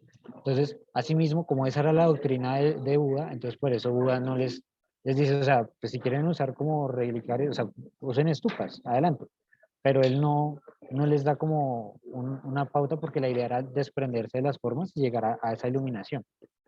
Y digamos que un poco el objetivo de la estupa es como, bueno, ellos dicen, si para llegar a la iluminación, entonces primero hay que pasar como por el mundo de las formas, entonces desarrollan una arquitectura alrededor de la estupa con unas formas muy claras y muy marcadas, establecidas, porque entonces la estupa se vuelve una herramienta también de aprendizaje y de entendimiento de cómo se alcanza la iluminación. Pero entonces, en el caso de la arquitectura budista, digamos que están como o sea, las estupas tienen unas condiciones también muy claras y muy específicas que vinieron después de la manifestación, que fue coger las enseñanzas de la manifestación y volverlas una herramienta. Pero entonces, nuevamente, lo importante es a través de las estupas aprender a meditar y luego meditar sin las estupas. Eso en el caso del budismo. En el caso del hinduismo, los yantras. O sea, todo el tema de los yantras porque es un desarrollo de la mente. Y en el caso del hinduismo, los edificios se llaman mandir. Que mandir viene del mandira, que significa el sitio donde se alienta la mente. Entonces, justamente es un poco como la misma noción. Eran edificios, no tanto, y la importancia no era tanto el edificio en sí ni los elementos, sino que a través de esos elementos las personas desarrollaran sus capacidades mentales, empezaran a estudiar, empezaran a investigar, porque estamos hablando de la humanidad, o sea, de la manifestación más antigua. Entonces, imaginemos la humanidad más primitiva y pues cómo aprender, o sea, cómo enseñarle a esa humanidad pues de la existencia de Dios, que es un poco lo que también hace 8 días explicaba con el tema de los murtis. Cuando nosotros vemos los murtis hinduistas, no es que sean distintos dioses, o sea, nosotros vemos las imágenes, digamos, no sé, de Shiva, de Ganesha, de sí, todas estas imágenes y creemos que son distintos dioses, pero no son dioses, son figuras para entender, en este caso, una cualidad de Dios. Por ejemplo, si miramos el Trimurti, que es como los tres más conocidos, o bueno, los tres como más exaltados, que son Shiva, Brahma y el otro era Vishnu. Entonces, Vishnu, el preservador, entonces las representaciones no es que sea un Dios preservador, sino es la cualidad del preservador de Dios, así como nosotros nos referimos a Dios como el sapientísimo, el preservador. Entonces, cada imagen es entender, es para lograr entender uno de los atributos de Dios. Pero luego todas esas imágenes, ellos mismos hablan de que son emanaciones de un único ente, y ese único ente no tiene representación porque es imposible representarlo, ¿sí? Y que viene a ser ese gran Dios. Entonces, sí, o sea, como que en estas culturas, por lo menos las indicaciones para hacer los edificios vinieron después de la manifestación y se entiende más como eso, como herramientas para alcanzar la iluminación. En el caso de Occidente, de la mezquita no sé si están las indicaciones dadas por la manifestación, ese dato sí tendría que investigarlo, pero por lo menos en el caso de el judaísmo, se basan también en lo que fue el templo de Salomón. Que el templo de Salomón es justamente este que tú estás mencionando que aparece en el Antiguo Testamento con las medidas, pues ese templo sí existió, se construyó, y lo que son las sinagogas son como una reinterpretación de ese templo original. Entonces, cuando, cuando vemos las sinagogas, lo que ellas tratan de hacer, más que el edificio en sí, es como buscar los elementos que hagan alusión a lo que había en ese templo original. Entonces ellos están replicando el templo de Salomón en el mundo, pero nuevamente acotado a las condiciones estéticas de cada sitio, de cada cultura y demás. Entonces, sí creo que de todos modos, de una u otra forma, y como mencionaba anteriormente, independientemente de si la manifestación haya dejado las características claras o haya sido después de la manifestación que haya sido una interpretación del hombre, de todos modos sí creo que es evidente nuevamente, y lo que mencionaba con anterioridad, el tema de que Dios de todos modos seguro interfirió. O sea, dio como unas pautas de, bueno, puede que no sean como unas cosas establecidas por la manifestación, pero la gente estaba buscando como la forma perfecta de representar sus enseñanzas, de representar o de rendir culto a la, digamos, a la manifestación. Entonces, ahí seguro que Dios también iluminó y dijo como pues hagamos, o sea, distintos contextos, distintas culturas, pero todas buscando esa perfección. Es como lo que podría comentar. Querido David, levantaste la manito. Sí, solamente un comentario. Entró en mi mente cuando Jesucristo entró en el templo de Jerusalén, era un templo, ¿no? Y él vio todas estas personas vendiendo cosas alrededor del templo. ¿Y qué dijo? Ustedes han hecho una sala de ladrones. Ralph había profanado el templo de Dios. Y yo agradezco a Dios que ese nunca va a ocurrir ahora. Porque todas las casas de adoraciones son bien guardadas y no va a haber ese tipo de materialismo. Y solamente para la adoración de Dios. Solamente esto. Sí. Respecto a eso, me acordé, eso está, tendría que buscarlo, no lo tengo en este momento claro, pero sé que creo que está en contestación a unas preguntas. O si no, de todos modos, si alguien le hizo una vez una pregunta a Abdul Baha, le extendió la pregunta, bueno, y en el futuro cuando toda la humanidad se baja, o pues cuando el mensaje, digamos, de unidad se haya establecido, ¿qué va a pasar con todas las iglesias católicas? ¿Qué va a pasar con todas las mezquitas? ¿Qué va a pasar? Y él les dice que se iban a transformar en espacios, o sea, iban a continuar con su función de adoración o en su efecto iban a ser espacios para la promoción de la cultura, las artes y el desarrollo, digamos, de la humanidad. Y yo me acuerdo que, o sea, esto me lo comentó justamente un arquitecto también, un amigo bajaí, arquitecto aquí en Bogotá, y que me comentaba, eso de una u otra forma, por lo menos en Europa ya se está empezando a ver evidente, donde muchas iglesias se están volviendo museos, o muchas iglesias se están volviendo librerías. Algunas, desafortunadamente, les están agregando otros usos que uno hoy en día pensaría, bueno, de pronto para lo que es el edificio en sí, tal vez ese uso no, pero por lo menos ya está empezando a ser, o sea son puntos del amanecer de Dios. Todos los edificios religiosos y todos entonces van a estar enfocados en el desarrollo de la humanidad, bien sea el desarrollo espiritual o el desarrollo intelectual, pero que van a mantener como esa función y esa importancia en la vida en la vida urbana, en la vida de las ciudades y en la vida, digamos, de los hombres. Ojalá nunca ninguno de ellos van a llegar a ser mercados.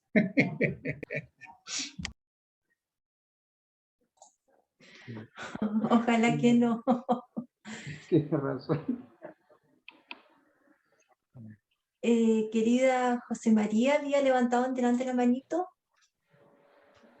Sí, mira, yo quería preguntarte esto. ¿Es cierto que la iglesia de Santa Sofía, ¿sí? Como bien dices, ahora se ha convertido en un museo, ¿no? Y es acceso libre para todos. Y es verdad de que cuando los otomanos llegaron a Turquía, ellos se sorprendieron de ver la majestuosidad de la iglesia y a partir de ahí las mezquitas han tomado esa forma. Sí. ¿Sí? ¿Sí? Sí, ¿Es cierto eso es eso? cierto. Sí, eso es cierto. O sea, ellos llegaron y se encontraron con, o sea, porque es que resaltaba en toda la ciudad. O sea, digamos, en esa época, en el Imperio Bizantino, las construcciones, todas las casas, la ciudad eran de máximo 3 pisos de altura y de repente Hagia Sofía es como 40 metros. ¿Sí? Entonces, claro, ellos llegan y impactan, o sea, en verdad era un edificio que impactaba bastante. Y no solo por el tamaño, sino que entonces cuando entran, se encuentran todos los retablos bizantinos, todos los mosaicos, perdón, es el término mosaico, pero que estaban hechos con piedras preciosas y con oro. Espérate, a ver, los busco rápidamente. porque o sea, uno hoy en día no alcanza a dimensionar, pero porque muchos de esos mosaicos se han perdido, No, no queda pero nada, no queda nada. Solamente queda, todo fue revestido por el tema de hacer el cambio. sí, pues, Fue pues todavía, o revestido sea, con escritos del Corán. sí, pero digo, Toda la cúpula, todo está revestido. Y en el segundo piso, en algunas, no hay nada de eso. En el segundo piso, no, en sí algunas, hay. Sí hay porque estos solamente hay fueron restos. declarados, los que estás Te viendo digo son porque fotos lo hemos contemporáneas. buscado y hay Los de que la Sagrada Familia, hay restos porque ellos lo pintaron o lo sí, deshicieron, bueno, no sé, ¿no? Porque sí es una iglesia muy majestuosa, muy bonita. Y eso porque, o sea, mira, acá en Lima nosotros tenemos bastantes, en el Perú en general, bastantes iglesias, ¿no? Y algo que yo sí puedo decir que cuando uno entra a una casa de adoración Bahá'í, uno encuentra bastante armonía, bastante frescura, ¿no? En las mezquitas sí da un poquito de miedo todo, porque todo está tan restringido, ¿no? Pero sí se puede admirar la majestuosidad, por ejemplo, de la mezquita azul, ¿no? Que ya es una, digamos, réplica de Santa Sofía, es lo que dicen ujú, ellos. sí, Y después la gran mezquita que está en Emiratos, la mezquita blanca, que es majestuosa por todas las incrustaciones que tiene de piedras y madreperla, ¿no? El mármol, pero, o sea, parece que es, digamos, que en el Corán todavía, digamos, los musulmanes en general, todavía expresan, digamos, arte en su adoración a Dios, ¿no? Es esa expresión. En el catolicismo quizás lo que se vio fue expresar digamos, adornar los, los santuarios, ¿no? Principales con oro o dorado, ¿no? Hay iglesias, como comentó la semana pasada un señor, que por ejemplo en México también, que es puro oro, ¿no? Y acá en el Perú también tenemos eso, ¿no? Y pero en las casas de adoración Bahá'í, bueno, no conozco muchas, he tenido la bendición de conocer solo 3. Realmente lo que se ve sí es bastante, digamos, arte, ¿no? Y esa, digamos, se ve también el hecho de la casa está abierta para todos, ¿no? Y que eso es lo más bonito porque mostraste un proyecto, me parece, donde estará una mezquita o una iglesia cristiana y una sinagoga, ¿no? Pero eso ujú, denotaría pues de que si la obra es en un país árabe, es porque respeta y reconoce lo anterior, pero ¿qué tanto para reconocer a la fe Bahá'í? Porque es difícil entender, digamos, para ellos, definitivamente, pues falta mucho para que puedan reconocer a la fe. Eso listo, nada más quería comentar. listo. Entonces, para complementar todo lo dicho, Ujú. volviendo entonces a Hagia Sofía, luego ya paso por lo demás, espero no se me pase nada. Eh, entonces, volviendo a Hagia Sofía, entonces, claro, ellos entran y se encuentran con todos los mosaicos, digamos, pues sí, hechos con oro, piedra preciosa. Primer comentario, recordar que pues cada uno buscaba la perfección como de acuerdo a su tradición y a su cultura.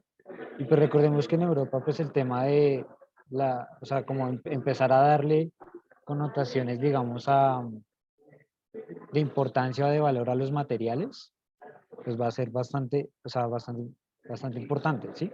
Entonces, digamos, uno dice, bueno, ¿por qué usarían como las cosas, o sea, por qué harían cosas con oro? Uno hasta hoy en día podría pensar que desperdicio. Pero es que en su momento el oro era como el material, digamos que, o sea, era el mejor material que habían encontrado para representar tanto riqueza Y no solo riqueza material, sino riqueza como el concepto de riqueza. Sí, o sea, de que es algo bello. O sea, atrae porque o sea, es un metal que brilla y que en verdad, digamos, permite generar como grandes, o sea, como grandes imágenes. O sea, el arte que tenía oro llamaba la atención, era por, o sea, no por el material, sino por los efectos visuales que el material genera. Entonces, volviendo a Hagia Sofía, cuando los musulmanes entran y ven que está llena toda de mosaicos, de los cuales se conservan 10, aproximadamente 10, y retratos de 10, y pese a que, digamos, hoy en día, porque eso, digamos, Hagia Sofía se convirtió en museo, pero hasta hace muy poco. Resulta que en el 2020, Erdogan, el presidente de Turquía, decidió volver a utilizarla como mezquita y hoy en día está funcionando otra vez como mezquita. Pero estos mosaicos son patrimonio de la humanidad, entonces no los quitan, no los pueden quitar. Primero porque pues además de que están, o sea, para quitarlos es casi que picando el muro, porque está instalado en verdad bien pegados en el muro. Entonces, y pues eso sería, o sea, puede implicar daños para la estructura, pero pues también es un daño, digamos, histórico si se llegaran a quitar. Lo que ellos hacen, porque como, digamos, en el caso del arte en el Islam es más, y como veíamos cuando vimos el Islam, las mezquitas, la importancia es más desde el desarrollo de la geometría y la letra. Desprenderse de la imagen física o de la imagen figurativa, porque eso llega a distraer a la hora, de, digamos, de uno querer concentrarse en Dios, y más bien que se utiliza la geometría y como la belleza de la matemática expresada, ¿sí? Y la caligrafía como esa belleza de la palabra sagrada, para acercarse a Dios. Entonces, ¿qué es lo que ellos hacen en el momento de tener como el rito? Pues para como seguir como con la tradición islámica, colocan es una cortina que tape los, los mosaicos únicamente en el momento del rito. Terminado el momento del rito, vuelven y los destapan porque de todos modos sigue siendo un lugar de cultura y de museo y o sea, es historia de la humanidad y entonces es necesario que también se aprecie. Eso en cuanto a los que se conservan, ¿sí? Respecto al por qué en el cristianismo se utiliza como las imágenes figurativas y este arte, digamos, netamente figurativo entiéndase como el generar figuras, las formas claras, pues es nuevamente por el mismo contexto cultural. Cuando vimos las catedrales, pues recordemos que surgen en un momento en el que la humanidad no, o sea, eran muy pocos los que podían tener acceso a la lectura y a la escritura. Entonces, ok, ¿cómo les damos la palabra sagrada si no saben leer, si no saben escribir? Ah, no, pues entonces que vayan a misa. La misa era en latín y no todo el mundo entendía el latín. Entonces, era muy cerrado. El tema del arte es para justamente salió, o sea, ese arte figurativo del cristianismo, o sea, de ejemplificar la Sagrada Familia, de ejemplificar como los relatos de la Biblia, era porque era la forma o la manera de poder enseñar la palabra de Dios a la gente que no sabía ni leer ni escribir, ni tampoco conocían el latín, que era la mayoría de la población. Entonces, por eso el arte empieza, digamos, en el caso del cristianismo, empieza a ser, es principalmente figurativo. Claro, eso en que noto que hoy en día, al mantener las tradiciones, entonces se ha interpretado o se ha entendido como el culto a la imagen, más que el culto a Dios. En algunas personas puede que sea verdad, pero lo importante es entender por qué pasaba y porque es el contexto, ¿sí? Entonces, esa era la forma en la que la gente podía acceder a la palabra sagrada. Y por eso recordemos que a todas las representaciones así artísticas que se encuentran en las iglesias se les conocía como Biblia, Biblia Pauperum, Biblia para el pueblo. No sé si me queda algo más por mencionar. Ah, No, bueno, sí, está bien. Y dime, una pregunta más, y dime, ¿qué opinas de la Capilla Sixtina? Bueno, ahí creo que no ha sido un lugar de adoración, ¿no? Es no sé en realidad. a ver la capilla, déjame revisar. Esta está en el Vaticano, si mal no estoy. Vaticano, sí. Ya. O sea, de la representación artística. Bueno, o a sí, qué te... o sea, ¿con qué objeto? Porque en realidad no tiene, digamos, nada, o sea, creo que es más turístico y si una persona no conoce mucho de, digamos, así como nosotros que hemos, bueno, yo he tenido que, he aprendido con la fe Bahá'í, ¿no? Por ejemplo, no entendería esa parte que donde está Dios y el hombre, ¿no? Nunca le hubiera tomado sentido por qué no se juntan, ¿no? Y Ya. pero en sí, ¿no? O sea, es muy vacía, sí, bastante arte, ¿no? Pero Mm. yo no la siento espiritual, o no la he sentido, mejor dicho, ¿no? Cuando he visitado. Claro, entonces, digamos, ahí yo volvería como a que tuviéramos en cuenta es que muchas veces nosotros jugamos el pasado con los ojos de hoy. Ujú. Entonces, claro, hoy en Muy día bien, muy bien. nosotros diríamos como, bueno, pues es que todas estas representaciones artísticas, pues qué sentido tendrían. Pero en su momento era la búsqueda de la perfección. Recordemos que, o sea, cada uno buscaba la perfección de acuerdo a su cultura y a su época. En este momento, la perfección era desde el desarrollo de las artes, desde la pintura, la escultura, la arquitectura, y no se entendían las tres artes como cosas separadas, sino era un todo. O sea, o sea, el que era arquitecto era escultor y era pintor, ¿sí? Y pues entonces, con todas estas pinturas, primero se está, nuevamente, o sea, como que se mantiene la tradición de retratar esa Biblia Pauperum, o sea, los relatos de la Biblia para que de pronto, sí, o sea, como para mantener como esa, digamos, ese contacto con el tema de que la palabra sagrada se representaba de forma artística, pero en esa representación artística se buscaba la perfección de las medidas del ser humano. Y a partir de la perfección de las medidas del ser humano, o sea, entender como cuál es la medida, o sea, como cuál es la belleza del cuerpo, la belleza del hombre, como el hombre como creación de Dios, ¿sí? Entonces ese cuerpo que es creado por Dios, entonces es bello y tiene unas proporciones que son bellas. Y esas proporciones se trasladan a la arquitectura, ¿sí? Entonces, es más por eso, es porque arquitectura, pintura y escultura eran cohesionados en una sola cosa y en su momento entonces el expresar la mayor perfección en las tres, o sea, que la estética fuera el conjunto de las tres, era lo que se entendía como perfecto. Entonces, claro, hoy en día nosotros podemos decir, bueno, pues si uno va, tal vez no se siente tanta espiritualidad porque puede que ya sean muchos colores, muchas imágenes, muchos cuadros, pero en su momento era o sea, el culmen del intelecto humano, lo que era capaz de dibujar el ser humano. ¿Gracias a qué? A Dios. ¿Sí? Entonces, por eso, digamos, muchas veces, muchas de estas cosas nos cuesta entenderlas y es por eso, porque las miramos el pasado con los ojos de hoy y lo juzgamos con los ojos de hoy. Pero en su época esto era la representación de lo que era perfecto y tú querías buscar la mayor perfección para Dios. Entonces, sí, es como lo que podría decir en cuanto a, digamos, sobre todo el arte renacentista, sobre todo la época renacentista. No sé si me queda algo más para afuera. Creo que no. Ah, algo que no había alcanzado de Hagia Sofía. Entonces, que si Hagia Sofía inspiró las mezquitas, sí, porque entonces Hagia Sofía, pues la basílica como tal, es todo lo que vemos. Digamos que en cuanto a lo que le hicieron los musulmanes fue únicamente la construcción de los minaretes. El resto es la basílica original. ¿Sí? O sea, toda esta imagen es la basílica original. Y esta es la que inspira, entonces, Hagia Sofía y Mezquita Azul. Que entonces los musulmanes luego dijeron como, bueno, si la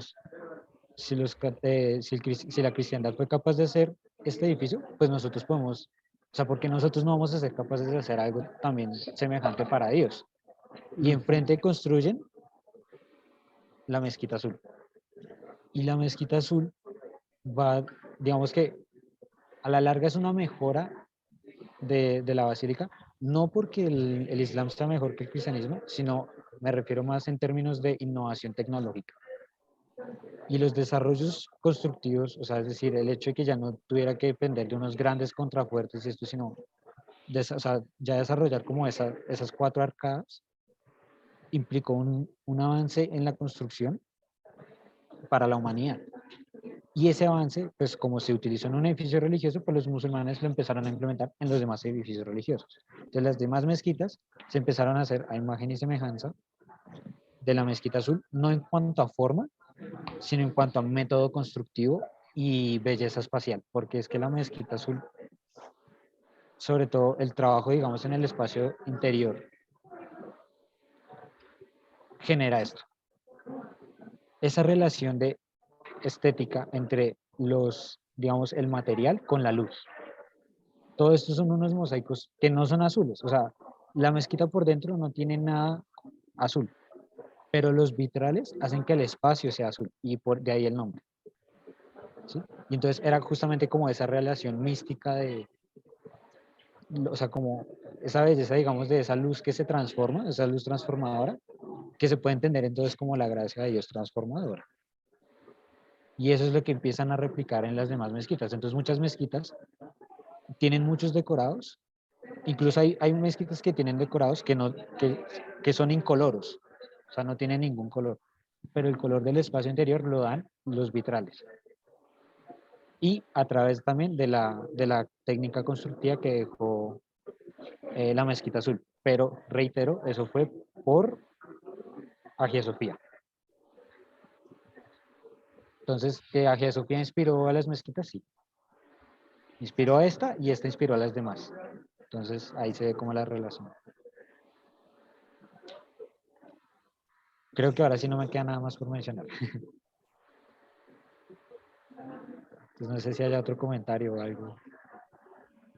No, gracias, porque eso depende de la hora que tú vas a la mezquita para que la veas azul. Yo no vi nada azul. Pero la mañana. como decían que era azul. Sí, en la pura mañana. Sí, o sea, uno mira y no hay nada azul. O sea, Así es. Y todo el mundo me pregunta, ¿y por qué mezquita azul? Pues es porque en la luz de la mañana entra a través de los vitrales y los vitrales vuelven el espacio azul. Y es Interesante. bellísimo, y es bellísimo. Querido David, ¿tiene la manito levantada? Parece que siempre tengo mi mano levantada. Yo creo que José María mencionó de que cuando entró en las casas de adoraciones Bahá'í, se sentía pureza o refrescura, ¿no? Y yo estaba pensando en y yo creo que una de las razones es de que dentro de una casa de adoración Bahá'í no se oye palabras del hombre. Solamente dentro de la casa de adoración se permite la recitación o la entonación de la palabra de Dios, no de hombre. No habrá sermones y no habrá pinturas, como estaba mostrando, de hombres por dentro, ¿no? Y eso para mí simboliza por fin el reino de Dios en la tierra. Ese realmente va a ser la casa de Dios, ¿no? Y no va a ser adulterado por las cosas de hombres. No sé si yo había escuchado o leído en algún lugar que la religión es como una lámpara y los hombres han puesto tantos adornos alrededor de la lámpara que ya no se puede ver la luz. Y eso es lo que ha pasado con las religiones del pasado. Pero gracias a Dios, en el aspecto material y espiritual, Dios ha prohibido las cosas de humanos. Ya terminó el reino de hombre en la tierra. Ya es el reino de Dios en la tierra. y solamente la palabra de Dios y el Espíritu de Dios va a ser adorada y mencionada en su casa. Ya bajado la paz.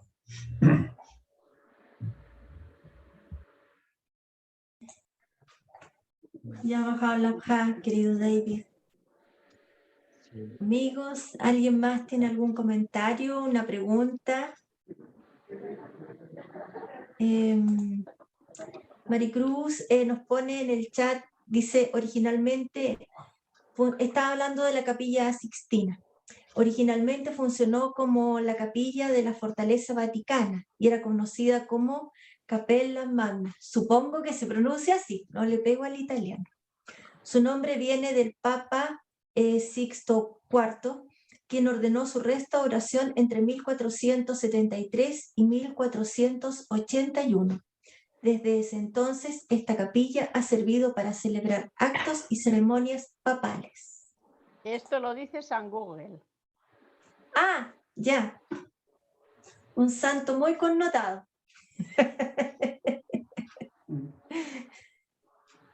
Sí, la Capilla Sixtina tiene pinturas, frescos muy bonitos. Pero una vez más... Disculpas, un poco más arriba hay un comentario un poco tonto y más arriba hay un enlace con la Catedral de Menorca, donde se puede ver la catedral y se puede ver el minarete. Yo no veo ningún comentario tonto, ¿eh? Dice, yo no he ido a la universidad, pero también te aprobaban las tesis. Yo creo que todos estamos de acuerdo. Más arriba está la catedral, más arriba.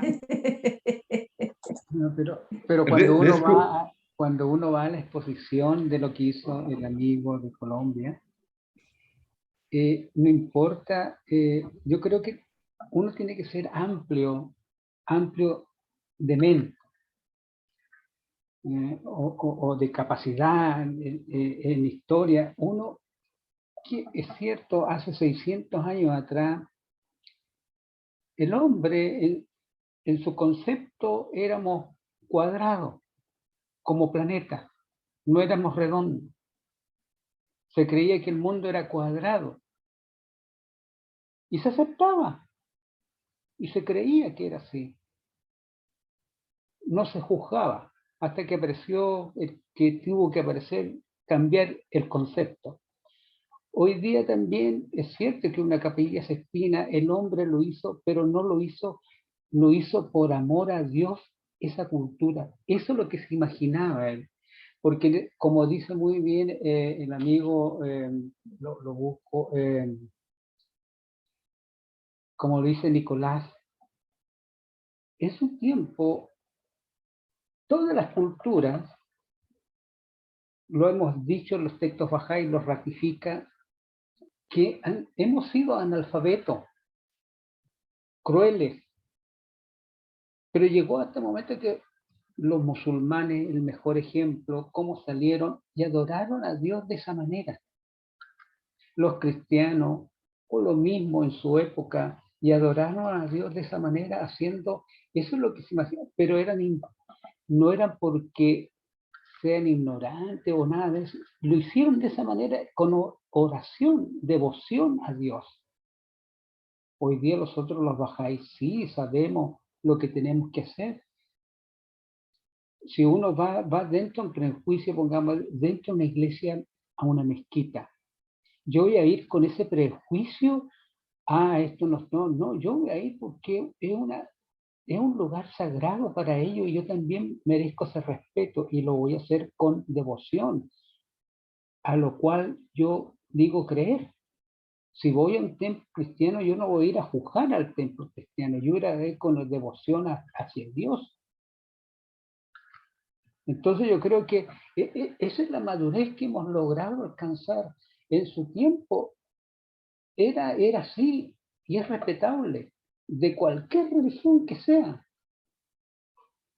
Esa es su manera de buscar entregar amor a esa religión, al Eterno. Hoy día nosotros sabemos, los bajáis sabemos de que buscamos a Dios. Como dijo muy bien Dave, yo creo que en el fondo eso es la fe bajáis, y por eso hoy día nosotros con la capacidad, con el conocimiento que ha logrado la comunidad mundial, acepta la fe bajáis y la reconoce, sus principios, conoce su normativa y acepta todo lo que ellos dijeron. Pero no tenemos por qué menospreciar al musulmán, al católico, al evangélico, al mormón. Están en ese proceso, como también lo tuvimos nosotros en su tiempo. Yo creo que es una época maravillosa y vuelvo a felicitar al amigo Nicolás porque cómo enlazó